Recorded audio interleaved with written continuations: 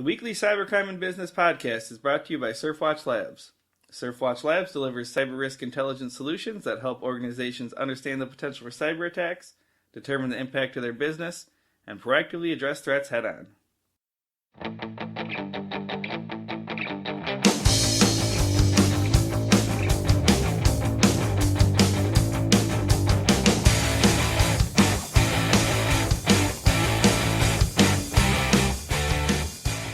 Hey everyone out there, today is Friday, July 31st, 2015. I am Jeff Peters, Surfwatch Labs editor, and I'm here with my co-host, Matt Leifus, Surfwatch Labs writer. A little bit later, after we run through some of the top headlines from the week, we have an interview with Bryan Jardine. He is the VP of U.S. Operations and Product Management at Easy Solutions.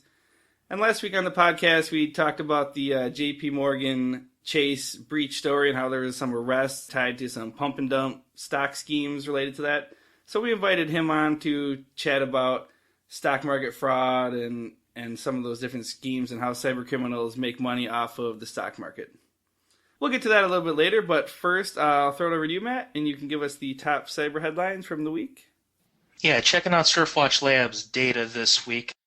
The number 3 top trending industry target was New York Media LLC. One of their websites, nymag.com or newyorkmag.com, which is owned by New York Media, was the victim of a DDoS attack that took down the website for about 12 hours. Reports said the person behind the attack has a, quote, vendetta against all things New York. The hacker, who's being dubbed Threat King, claimed credit for the attack on Twitter. What was interesting about this was this hacker went by the handle Vikingdom 2016. And we've discussed this. Vikingdom's a hacktivist group that we've discussed in previous podcasts. But they're a cyber criminal hacktivist group, and they've launched several attacks against government websites throughout the year. So I thought that was kind of interesting. Coming in number 2, we have the U.S. Census Bureau. Anonymous is back in the news. They've done it again. This time, the hacktivist group hacked the network of the U.S. Census Bureau. According to an unknown member of Anonymous, files from the database were leaked online for people to view. This information contained names, email addresses, and employee data. And coming in at number 1, we have a Bitcoin exchange called CoinCut. This is a UK-based Bitcoin exchange, and they revealed that they're investigating a potential data breach. Last week, customers reported that they were able to view directories that contained passport images, personal identifications, and payment cards. No more information is available at this time as the investigation is still ongoing. Those are the top trending industry targets for the week. And to kick off discussion, as a lot of people know, especially if you're a Windows 7 or a Windows 8 user, you probably got a message saying like, hey, you can have a free upgrade to Windows 10. Well, that's kind of rolling out. We were reading some articles, and Jeff, I think you actually initially pointed this out this week. Brian Krebs is reporting that part of Windows 10 has this application called Wi-Fi Sense. So this application allows members of your contact list, if you have Outlook, Skype, and even Facebook, if you opt into the service, they actually have access to your Wi-Fi password, which would give them access to your Wi-Fi, if they were in range of it. It doesn't actually display the password from the sea. It's an encrypted password. Brian Krebs brings up a good point, and he's actually quoted as saying, the service brings a serious concern for much of the planet, and it's because many people use the same passwords for multiple services and they never change it. So I don't know if you had any thoughts about this, Jeff. Yeah, I think the first article I saw that was over at the Register, and they kind of expressed the same concerns that Krebs did. According to Microsoft, they say that for networks you choose to share access to, the password is sent over an encrypted connection and stored in an encrypted file on a Microsoft server, and then sent over a secure connection to your contact's phone if they use Wi-Fi Sense, and they're in range of the Wi-Fi network you shared. That's from the Wi-Fi Sense FAQ. The concern is if you use the Express install, you default into this sharing with your Outlook and Skype contacts, and I would assume that's how most people are going to install Windows 10. So you're going to potentially have millions of people out there doing this, and then if something comes up, in theory, it's going to work great, but as they wrote on the Register, they said That sounds wise, but we're not convinced how it will be practically enforced. If a computer is connected to a protected Wi-Fi network, it must know the key, and if the computer knows the key, a determined user or hacker will be able to find it within the system and use it to log into the network with full access. So in theory, someone could befriend an employee or two of a business, drive to the office car park, get in range, and then access the wireless network there. It's not a feature that you have to opt into. If you don't use the express install, you can opt out of it, but just something that I think people should definitely be aware of. Yeah, I would imagine a lot of people would simply just use the express install because it's easier to do. So I think a lot of people, even though you have us here talking about this, and there have been mentioned it in other headlines, a lot of people probably are still not going to be aware that this is going to happen. Yeah, and there's been other services I've seen like this as well. A lot of your phones and stuff, they save network passwords at various locations, and then people can take advantage of that. Hackers can. It's just the whole idea of people wanting more convenience, and on one hand, Microsoft's trying to provide that more convenience, but as always, hackers will be able to take advantage of that. Yeah, another interesting story that came up this week was TV5 Monde. We have discussed this in previous podcasts as well. This is just to catch people up. This is a French broadcasting company. They were hacked back in April of 2015. And what happened was there were phishing emails that actually appeared throughout the company around January, and it led to the eventual takedown of the company network. And hackers are also able to compromise their social media sites. Now, TV5 Monde has regained access to their social media, but they are still very limited on their IT capabilities, and they don't have access to the internet. Now, we're talking this happened in April. Obviously, Jeff mentioned the date. It's now the end of July, and they're still not back to full capabilities and operations. One of the big takeaways from this story, and I don't think it's something, in my opinion, that we talk enough about, are the financial implications of a data breach. In this case, TV5 Monde, they're hemorrhaging money. Reports are saying anywhere between 4.3 and 5 million euros due to this incident, and that is not including commercial revenue, which could be, again, in the millions. So this company's really hurting from this data breach. Yeah, the stat that I saw, I believe it was from the CEO of TV France. He said the costs were estimated to be between the 4.3 and 5 million euros, with 9.9 million euros to be spent over the next 3 years. So I thought this story, which I saw on scmagazine.com, I thought that was interesting because in the media, a lot of times they cover the news right when it comes out, it's big, and you don't really get the follow-up. And I think a lot of times people that aren't in IT or in security just get the impression that, you just flick a few switches and something's fixed. But the CEO of TV France, he said that following the April 8th attack, they were not allowed to reconnect their services to the internet network until they had rebuilt a safer system under ANSSI's orders, which is a French agency. They said that, if they would have connected it prior, that would allow the hackers to take the 12 TV channels down once again, because they actually took the network offline. So he said it's going to be like September to October until they get most of their tools like Wi-Fi, Skype, using USB, just basic things like that back. So, you're talking 6 full months of them not being able to do that, and having to work around, and just all the other problems that come up with that, in addition to the financial stuff. Another piece of information, and maybe some people heard about this and maybe haven't. Originally, the attack was attributed to Islamic State sympathizers. Now the attack has been linked to the APT-28 Pawn Storm group, which reportedly has ties to the Russian government. So that, just another follow-up piece. Yeah, so those were a couple of the interesting stories that we saw this week, me and Matt. Moving on, we'll break down some of the advisories and legal actions quick before we get to our interview. One thing I noticed, Matt, there was a bit of stories related to advertising and things like that. Yeah, first we have a mobile fraud advisory. A study released by ad fraud detection company Forensic projected that in-app fraud will surpass $1 billion in 2015. One type of fraud, called mobile device hijacking, they estimate mobile advertisers are losing 13% of their ad spent to this fraud. The 12 million unique devices running these apps is about 1% of the mobile devices observed in the U.S., and 2 to 3% of devices observed in Europe and Asia. We also had a malvertising advisory, and this kind of shocked me when I initially read it. 10 million people may have been exposed to malicious ads over a 10-day period by visiting websites carrying malicious advertisements, according to Cyfort, which discovered a number of highly trafficked websites carrying the malicious ads. The ads redirect visitors to websites rigged with the Angler exploit kit. The malicious ads were delivered by the online marketing company called ePlanning, which was notified of the issue.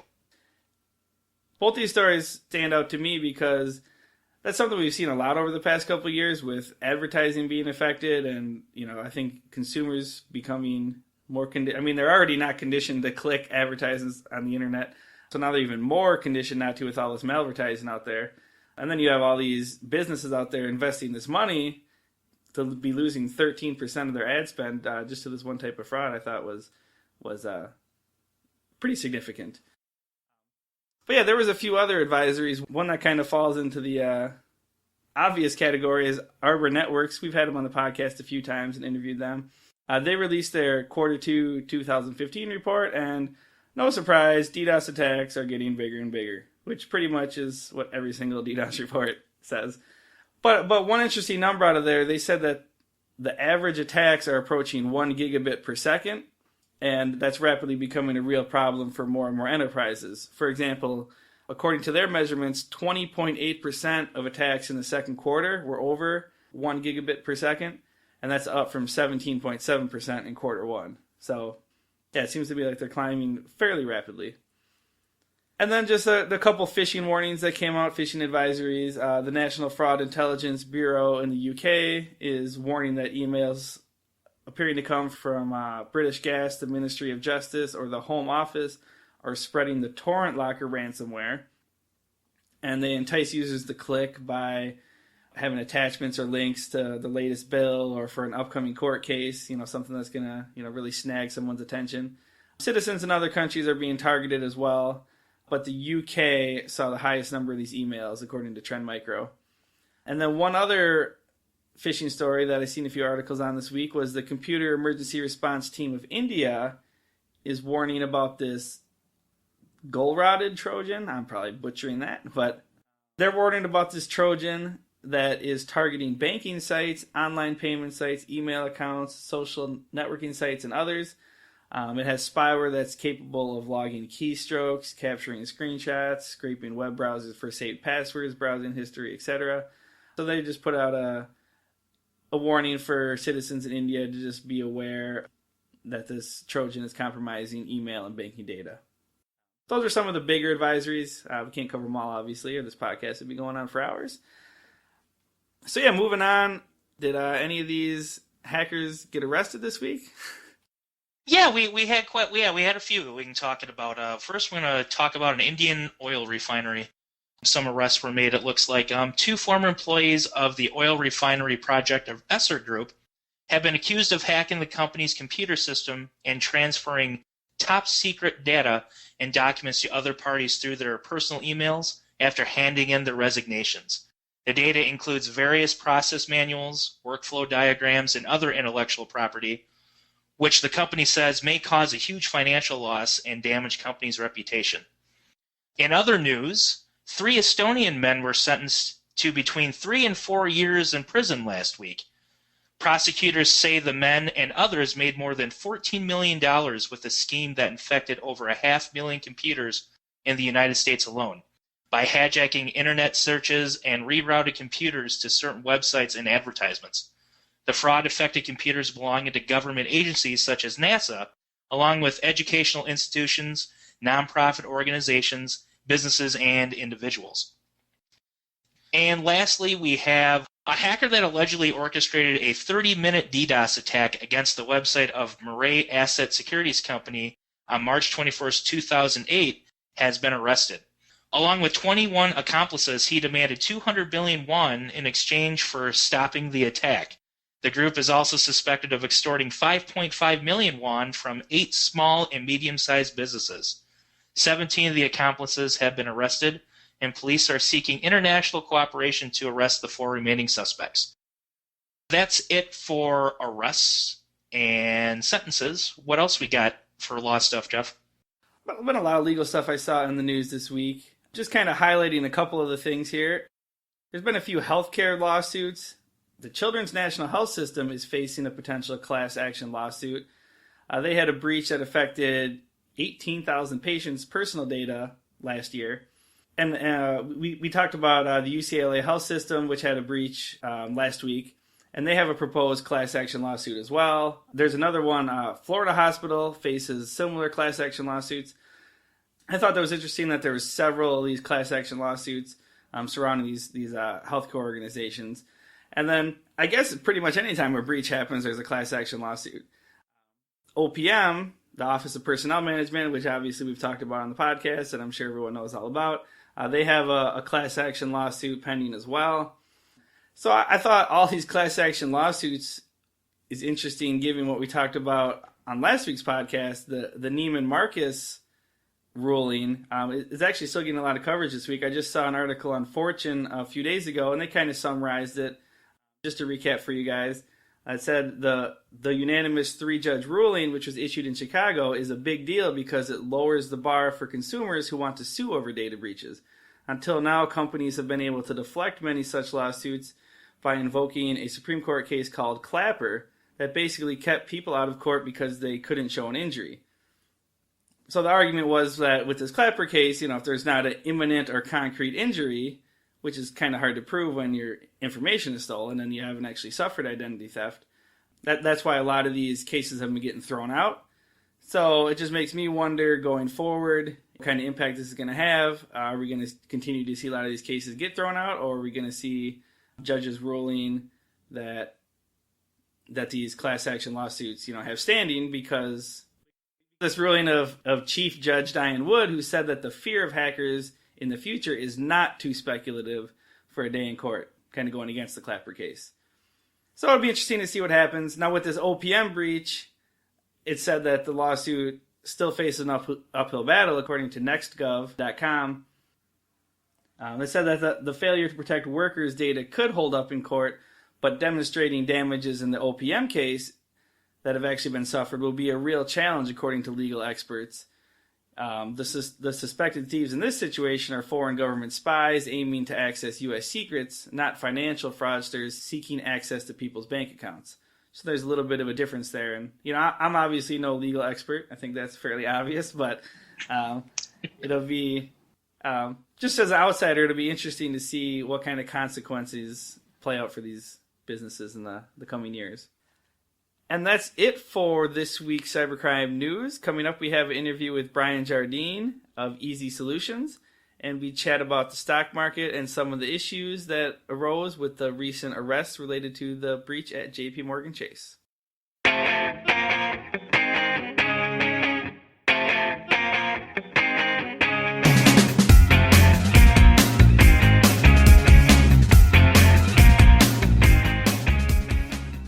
To get started, last week there were some arrests related to the JPMorgan Chase breach, and I read some news articles that said that the theft of tens of million emails and names of customers may have been sought for promoting stocks through a massive spam campaign, which they were calling a pump and dump campaign.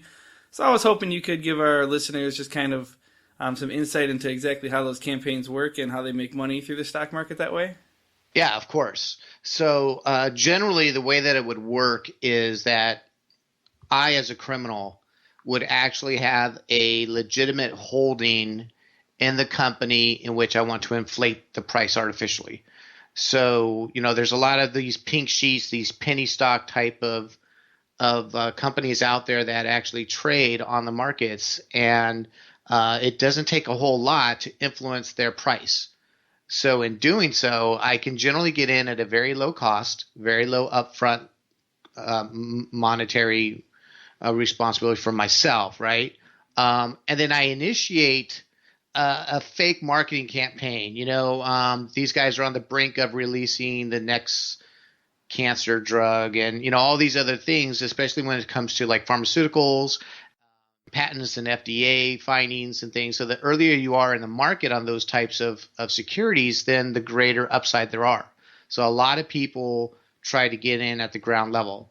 So if I can go out and find individuals who I know are both inclined to make those type of investments initially on their own, as well as those that are kind of market savvy would understand that getting in early is better.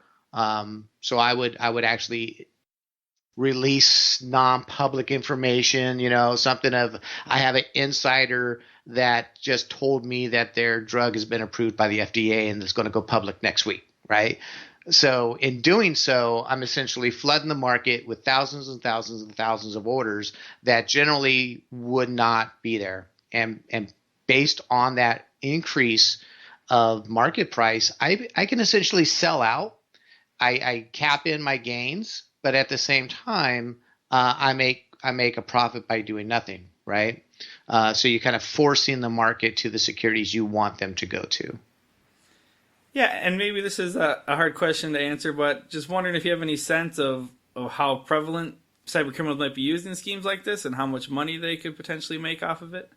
Yeah, well, I mean, it's been around for a long time, right? So this is not necessarily new, and quite often it was more corruption than fraud, right? We used to categorize it as just bad people doing bad things, and essentially the criminals recognize that they can really monetize on this themselves. So it's been going on for many, many years, like 11 years that I've been involved in it.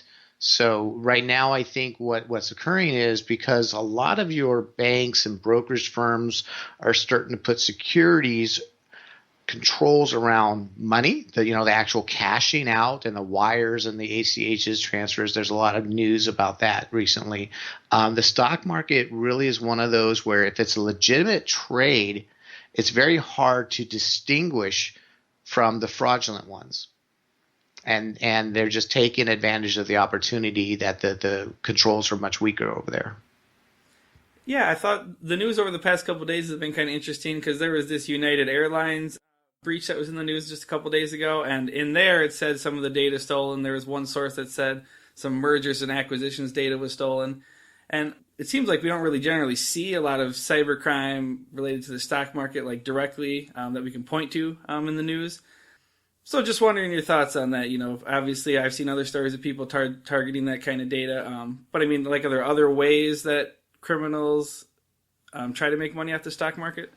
Yeah, absolutely. So, when you consider the digital age, right, it used to be, corporate secrets, intellectual property, all those corporate espionage, things that we always used to hear about.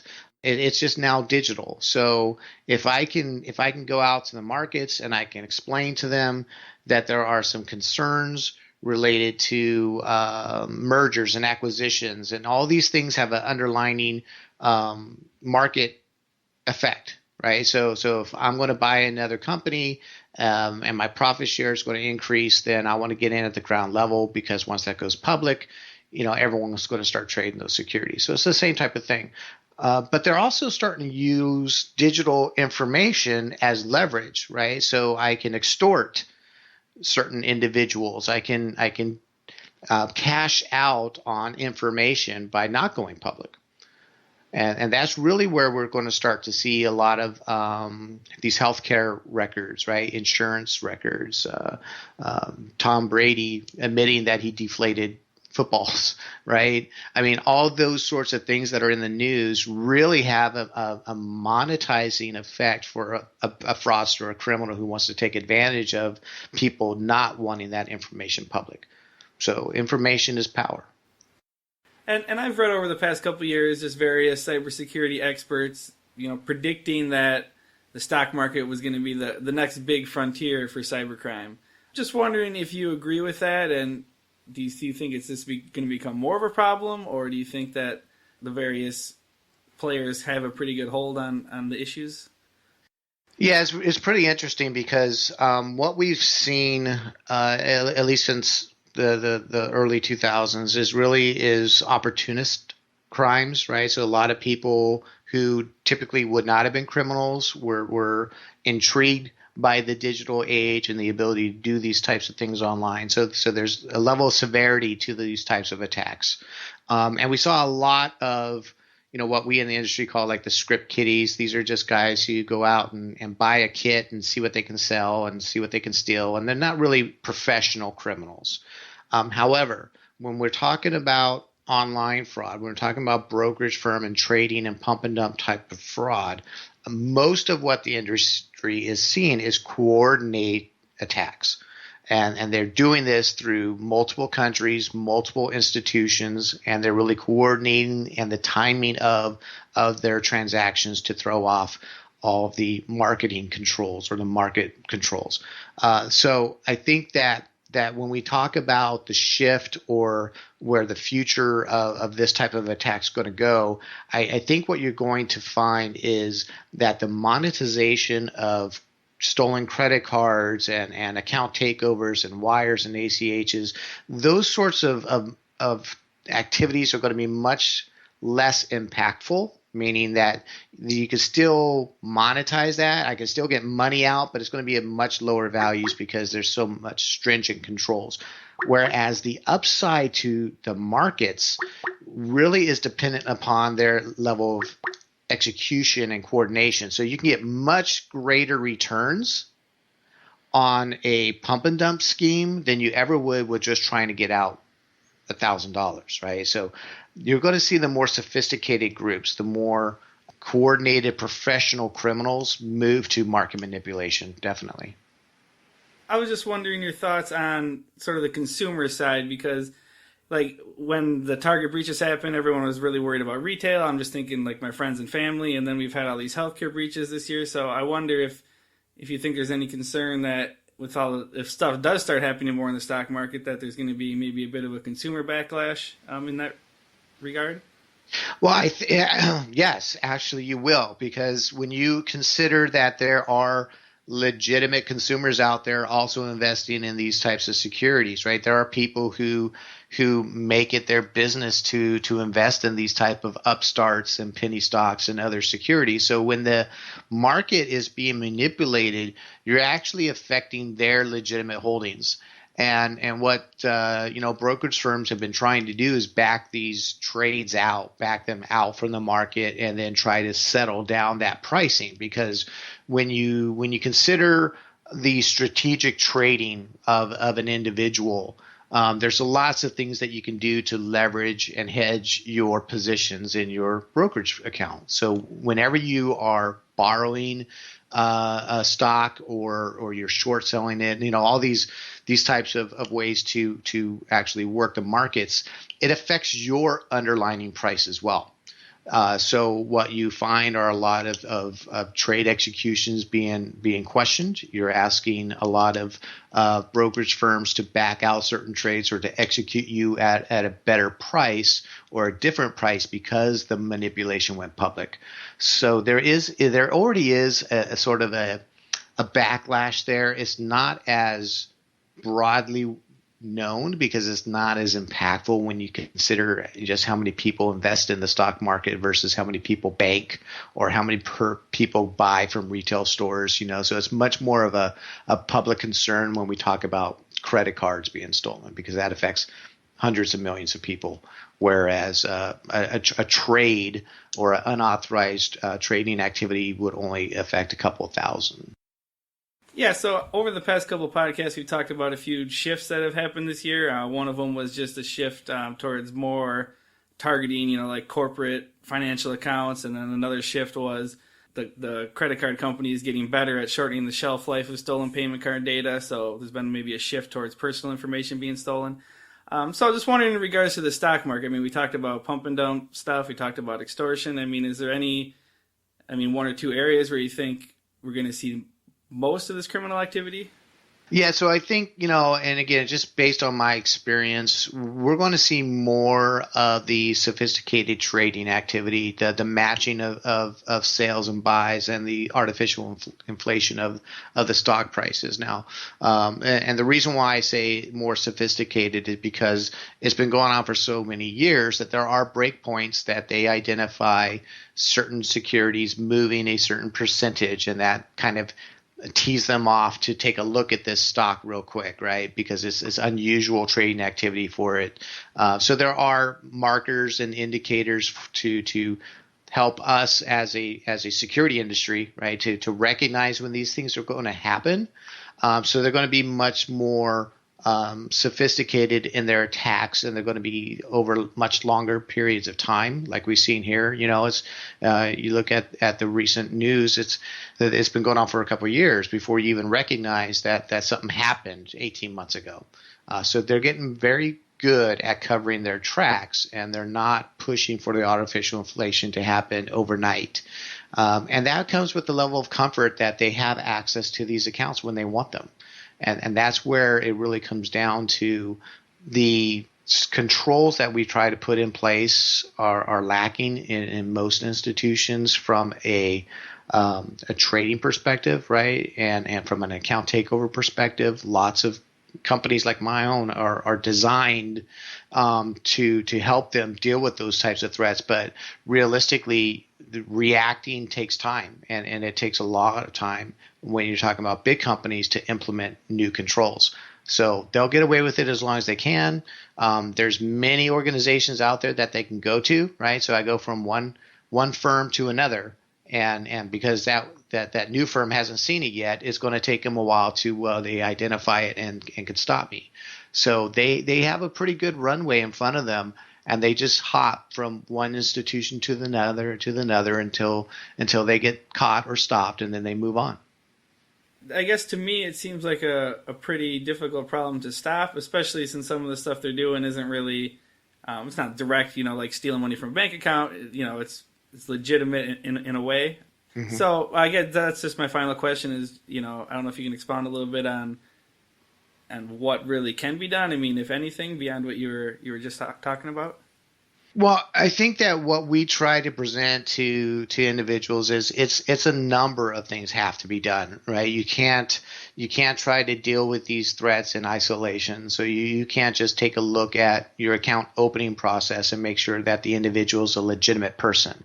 You have to have that layer of control, and then you have to have a layer of control of understanding where the money came from, and then an understanding of why they're investing into the securities they are investing into. And so it's a step-by-step procedurally approach to identifying and anticipating where fraud can occur, and then monitoring and managing the risk associated to letting them do the type of activities that they are doing. And it is a challenge, right? When you talk about some of these institutions, anywhere from 10 to 30 million customers, it's very hard to find that one customer that you need to be concerned about. Thanks for taking the time then, Bryan. I appreciate it. Absolutely, Jeff. Thanks for listening to this week's Cybercrime and Business podcast. As always, you can find us on Podbean, SoundCloud, iTunes, YouTube, and all the major podcasting sites. And for more information, check out surfwatchlabs.com.